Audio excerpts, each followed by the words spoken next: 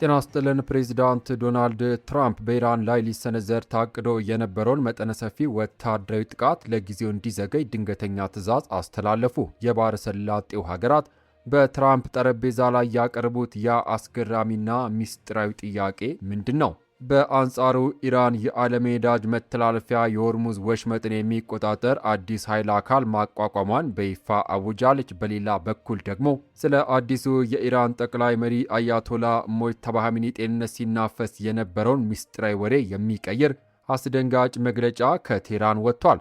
እነዚህ ሰበር መረጃዎች በዝርዝር ይዤላችሁ ቀርብ ያለው እስከ መጨረሻው አብራችሁን ቆዩ።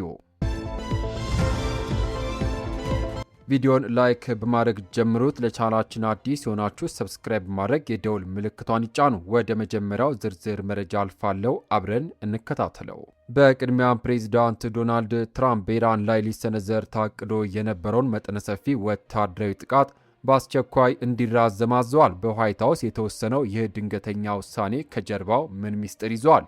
የአሜሪካው ፕሬዚዳንት ዶናልድ ትራምፕ ዛሬ ማክሰኞ ዕለት በኢራን ሊሰነዘር ታቅዶ የነበረውን ወታደራዊ ጥቃት በአሁኑ ወቅት ጥልቅ የሆኑ ድርድሮች እየተካሄዱ በመሆናቸውና በባሕረ ሰላጤው ሀገራት ቀጥተኛ ጥያቄ መሰረት ለጊዜው እንዲዘገይ ማዛቸውን በይፋ አስታውቋል።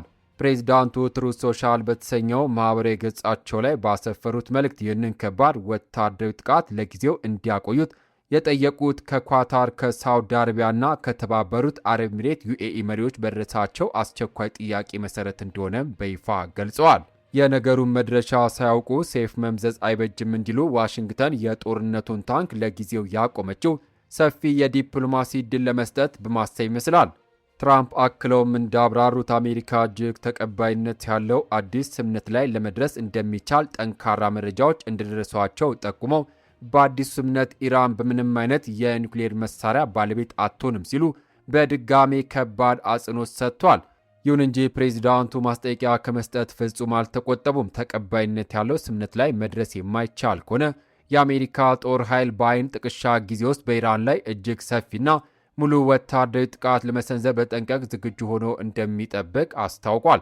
ቴህራን በበኩሏ በትራምፕ የቅርብ ጊዜ መግለጫ ላይ እስካሁን በይፋ የሰጠችው ምንም አይነት ምላሽ የለም።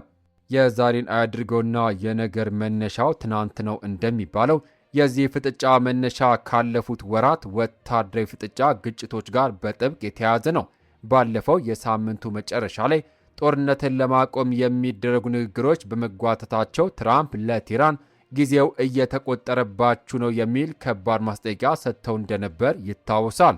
ባለፈው የሳምንቱ መጨረሻ ላይ ጦርነቱን ለማቆም የሚደረጉት ንግግሮች በመጓተታቸው ትራምፕ ለቴህራን ጊዜው እየተቆጠረባችሁ ነው የሚል ከባድ ማስጠንቀቂያ ሰጥተው እንደነበር ይታወሳል። የወንዝ መድፈሪያው ምንጩ ነው እንዲሉ የኢኮኖሚ ፍልሚያው አሁንም የዓለምን ገበያ ማናጋቱን ቀጥሏል። ኢራንም በበኩሏ 20 በመቶ የሚሆነውን የዓለም የነዳጅና የተፈጥሮ ጋዝ የሚጓጓዝበትን እጅግ ስትራቴጂካዊ የሆርሙዝ ሰርጥን ሙሉ በሙሉ በቁጥጥሯ ስር በማድረግ የውሃ መስመሩን በተግባር ዘግተዋለች። ቴህራን የእርምጃ ለአሜሪካና እስራኤል ጥቃቶች የተሰጠ ቀጥተኛ የአጸፋ ምላሽ እንደሆነ የገለጸችም ሲሆን ውሳኔው በዓለም አቀፉ ደረጃ የነዳጅ ዋጋ በከፍተኛ ሁኔታ እንዲንርና እንዲንቀለቀል አድርጓል። አሜሪካ በበኩሏ ቴህራን ያቀረበቻቸውን ጥብቅ ቅድመ ሁኔታዎች እንድትቀበል ተጨማሪ ጫና ለመፍጠር በኢራን የወደብ መስመሮች ላይ እጅግ ጠንካራ የባህር ላይ እገዳ መጣል የዓለምን ትኩረት የሳበ እርምጃዎችን በቀጣይነት ገፍታበታለች። በሌላ መረጃ የዓለም የነዳጅና የደህንነት ማዕከል በሆነው የሆርሙዝ ወሽመጥ ላይ ቴህራን አዲስና ያልተጠበቀ ወታደራዊ ካርድ መዛለች። ኢራን በትናንትናው ዕለት በስትራቴጂካዊ የውሃ መንገድ ላይ ከዩናይትድ ስቴትስ ጋር በተፈጠረው ከፍተኛ ወታደራዊ ውጥረት ምክንያት የሆርሙዝ የባህር ወሽመጥን በቀጥታ የሚያስተዳድርና የሚቆጣጠር አዲስ ኃይል አካል መቋቋሙን በይፋ አስታውቃለች። ይህ አዲሱ ተቋቋመ የተባለው ከፍተኛ ባለስልጣን አካል ስለ ሆርሙዝ የባህር ወሽመጥ ወታደራዊና የንግድ ስራዎች እንዲሁም በቅርብ ጊዜ ስለተከሰቱት ክስተቶች ፈጣንና ቀጥተኛ ዝመናዎችን ለዓለም የሚያቀርብ መሆኑን የኢራን ጠቅላይ ብሔራዊ ደህንነት ምክር ቤት በአሜሪካ የማህበራዊ ሚዲያ ኩባንያ ኤክስ ገጹ ላይ በይፋ አስታውቋል። ይሁን እንጂ እስካሁን ድረስ ስለ አዲሱ አካል ውስጣዊ አወቃቀር፣ ስልጣን ወይም የተሰጠ ኃላፊነት ዙሪያ ተጨማሪ ዝርዝር መረጃዎች ከመንግስት በኩል ይፋ አልተደረጉም። የቆቅ መብረር ለአዳኝ ሳይሆን ለራሷ ነው እንዲሉ ቴህራን በአሁኑ ሰዓት ዝርዝር መረጃዎችን ደብቃ ይህንን አዲስ አካል ማወጇ ዋሽንግተን በቀጣይ እርምጃዎቿ ላይ ግራ ለማጋባት የሸረበችው ስልታዊ ዲፕሎማሲም ይመስላል።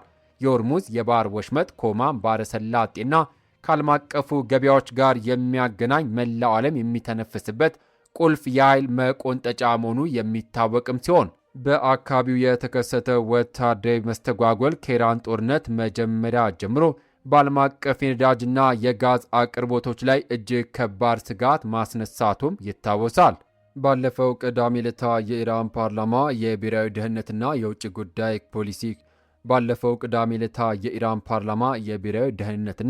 የውጭ ጉዳይ ፖሊሲ ኮሚቴ ሊቀመንበር ኢብራሂም አዚዝ እንዳሉት አገራቸው በሆርሙዝ ወሽመጥ ውስጥ በተወሰነ መንገድ የባህር ትራፊክና ጉዞን ሙሉ በሙሉ ለመቆጣጠር የሚያስችል አዲስ ስርዓት መዘርጋቷን ገልጸው በዚህ አዲስ ስርዓት ስር ለሚሰጡት ልዩ አገልግሎቶች የሚተላለፉ መርከቦች ክፍያዎች እንዲከፍሉ የሚገደዱ መሆኑን በይፋ ተናግሯል።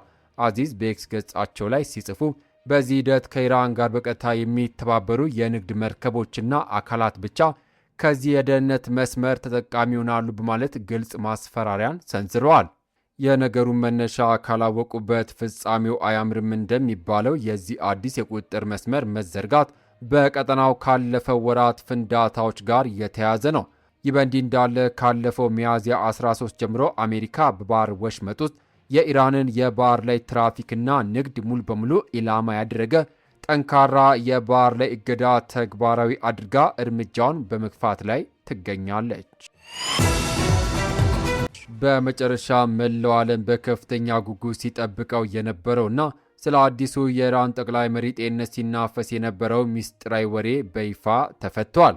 ባለፈው የካቲት 21 ቀን ወይም ደግሞ ፌብሩዋሪ 28 አሜሪካና እስራኤል በኢራን ላይ የሰነዘሩትን መጠነ ሰፊ ወታደራዊ ጥቃት ተከትሎ በአዲሱ የኢራን ጠቅላይ መሪ አያቶላ ሞጅተባ ኻሜኒ ላይ ለደረሰው አካል ጉዳት በዓለም አቀፍ ደረጃ ሲናፈስ የነበረው ከፍተኛ ጭምጭምታና ጥርጣሬ የሚያረግብ ይፋዊ መግለጫ ትናንት ሰኞ በይፋ ወጥቷል። የኢራን ጤና ሚኒስቴር የህዝብ ግንኙነት ባለሥልጣን ትናንት ሰኞ በሰጡት መግለጫ ጠቅላይ መሪው ሞጅተባ ኻሜኒ ከአሜሪካና እስራኤል ድንገተኛ ጥቃት በኋላ ወዲያውኑ ወደ ሆስፒታል ተወስደው አስቸኳይ የሕክምና እርዳታ እንደተደረገላቸው በይፋ አረጋግጧል። መሪያቸው እግራቸውን ጨምሮ በተለያዩ የሰውነት ክፍሎቻቸው ላይ በርካታ ስፌቶችን የሚጠይቁ ቁስሎች ደርሶባቸው እንደነበርና ለቀናት ጥብቅ የሕክምና ክትትል ሲደረግላቸው መቆየቱን ባለሥልጣኑ በዝርዝር ገልጸዋል። የጭስ መውጫው የፍሙ መኖሪያ ነው እንዲሉ ቴህራን ለረጅም ቀናት ዝምታን መምረጧ በዓለም ሚዲያዎች ላይ ለተነሳው የስጋት ማዕበል ዋነኛ ምክንያት ነበር። ይህ የወጣው ይፋዊ መግለጫ ቀደም ሲል አዲሱ ጠቅላይ መሪ ለሕይወታቸው የሚያሰጋ እጅግ ከባድ የአካል ጉዳት ደርሶባቸዋል በሚል በምዕራባውያን ሚዲያዎች ሲናፈሱ የነበሩትን ወሬዎች ሙሉ በሙሉ የሚያስተባብል ይመስላል። የጤና ሚኒስቴር ባለሥልጣን በአጽንኦት እንዳብራሩት ጠቅላይ መሪው አያቶላ ሞጅተባ ኻሜኒ ለአካል መበላሸት ወይም ለአካል መቆረጥ የዳረገ ምንም አይነት ዘላቂና ከባድ ጉዳት ፍጹም አልደረሰባቸውም። ይህ የተባለው አባታቸው ሕይወታቸው ካለፈ የካቲቱ 21 የአሜሪካና የእስራኤል ጥቃት በኋላ ኻሜኒ ጁኒየር በርካታ ቀዶ ጥገናዎችን የሚሹ ከባድ ቁስሎች እንደደረሱባቸውና ሰው ሰራሽ እግር ሊገጠምላቸው እንደሆነ በዓለም አቀፉ ታዋቂ መገናኛ ብዙሃን ሲዘገብ የነበረው መረጃ ሙሉ በሙሉ ውድቅ ለማድረግ ታስቦ እንደሆነ በግልጽ ይታያል። የመንግሥት መግለጫ ቢወጣም የተንታኞች ጥርጣሬ ግን አሁንም በአየር ላይ ይገኛል። አያቶላ ሞጅተባ ኻሜኒ የአገሪቱ አዲስ ጠቅላይ መሪ ሆነው ከተሰየሙበት ጊዜ ጀምሮ እስካሁን ድረስ በአደባባይ ፍጹም አለመታየታቸው ስለ ጤንነታቸውና ስለ ሕልውናቸው በዓለም አቀፍ የፖለቲካ ተንታኞች ዘንድ አሁንም ድረስ ከፍተኛ ጥርጣሬና የተለያዩ ግምቶች እየወለደ ይገኛል።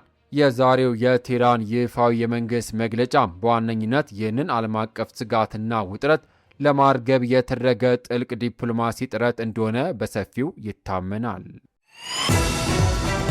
ክቡራትና ክቡራን የተከበራችሁ የዩቲዩብ ቻናል ቤተሰቦች ለሰዓቱ ያስኩላችሁ አበይት ሰበር መረጃዎች እነዚህ ነበሩ። ፕሬዚዳንት ዶናልድ ትራምፕ በኢራን ላይ የወሰኑት ድንገተኛ ውሳኔና በሆርሙዝ ወሽመጥ ዙሪያ እየታየ ያለው አዲስ ፍጥጫ ለዓለም ሰላም ምን ይዞ ይመጣል? የእናንተን አስተያየት በኮሜንት መስጫው ላይ አስፍሩልን። ቪዲዮን ከወደዳችሁት ላይክ ማድረጋችሁን አትርሱ። ለቻናሉ አዲስ የሆናችሁ ደግሞ ከሀገር ውስጥና ከውጭ የሚሰሙ አዳዲስ ሰበር መረጃዎች ቀድማችሁ እንድታገኙ የዩቲዩብ ቻናሌ ሰብስክራይብ ማድረግ የደውል ምልክቷን መጫን ቤተሰብ ይሁኑ። ከሰዓታት በኋላ በሚሰሙ አዳዲስ መረጃ እስከምንገናኝ ሰላም ለሀገራችን፣ ሰላም ለዓለማችን ይሁን። በያልንበት የዓለም ዳርቻ ቸር እንቆይ።